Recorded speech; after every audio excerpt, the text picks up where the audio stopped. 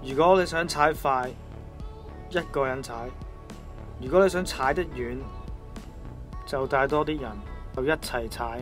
如果你想踩得遠啲，但係又唔想咁辛苦，咁就要嘗試下以下嘅破風式踩法。大家好，歡迎收睇另一集嘅 Man on Wheels。今日會同大家講解一下破風式群體踩法。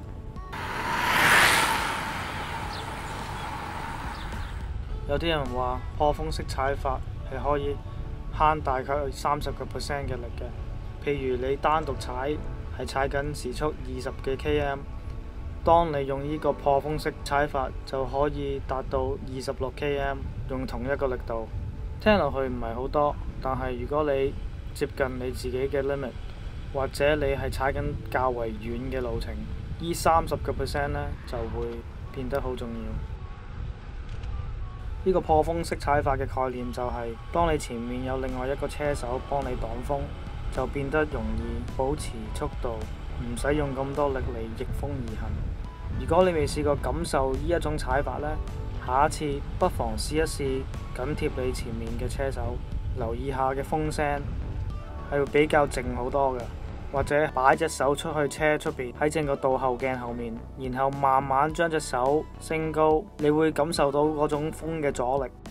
我哋試下用第二個角度嚟睇，最有效就當然係跟得越近就越好，通常大概半個車轆位，前面車手越多就越好，就好似有一埲牆咁幫你阻住啲風。但係通常喺馬路度踩就會好少有機會可以咁多人一齊踩，霸晒成條線，所以就會用一樣叫做排位方式嚟到控制車手嘅次序，達到一個安全而有效嘅踩法。我哋會用一個雙線排位踩法，每一邊嘅車手嘅數量就應該係正比嘅，而右上角嘅車手呢，就係做主力，好似個火車頭咁樣拉後面其他車手，幫佢哋擋風。當佢攰或者係時候轉位，佢就會向左邊移位，而排喺後面嘅車手就會上前變成下一個拉手，逆時針方向咁重回。以下嘅概念呢，就分分鐘會有少少出入，睇下你同邊一啲人踩。車手嘅經驗同埋速度，通常只會喺啲較為小車同埋闊嘅馬路上面用呢個雙線型排位方式。通常個 leader 即係話火車頭啦，就會拉大概最少1分鐘嘅，而排喺左邊嘅車手就會踩得較為慢少少。當左邊第一個車手落後到大概有一個車位，就會同 leader 講一聲Clear 嚟到通知帶頭車手可以安全過線。而當右線最尾嘅車手呢，踩到去左線最尾嘅車手身邊呢，就應該講一句 Last 或者我係包尾。咁樣左邊最尾個車手就知道佢可以過右線啦。個巧妙呢，就係 keep 住大家個距離，保持個距離同速度咯。分得太散呢，就會影響到擋風嘅效果。以上呢，就係一個實習嘅雙線踩法。我哋呢一個 group 呢，就隔得好開下嘅，因為大家都係初學者。咁而家我係右邊拉屎嗰一個。我哋呢一隊總共有8個人。你係見到左邊嗰啲車手踩得較為分得好開下嘅都。最理想嘅距離呢，就係半個車轆度嘅。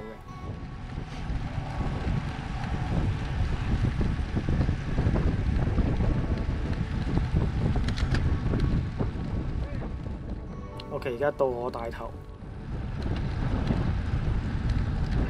OK， 可以過線啦。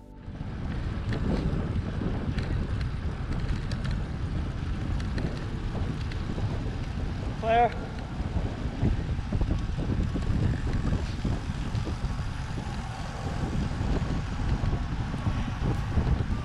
我諗呢個車手攰啊，所以佢就插咗隊咯。OK， 而家我係最尾嘅，過線返去右邊，咁就完成一個 loop。希望大家睇完呢個 video 會學到啲嘢啦。如果你對呢一類型嘅 video 有興趣，就記得 like、subscribe 同埋撳埋個鐘仔。如果等唔切下一條片嘅 upload 呢，就不妨 follow 下我 Instagram 啦。今日就講到咁多啦，下一集見。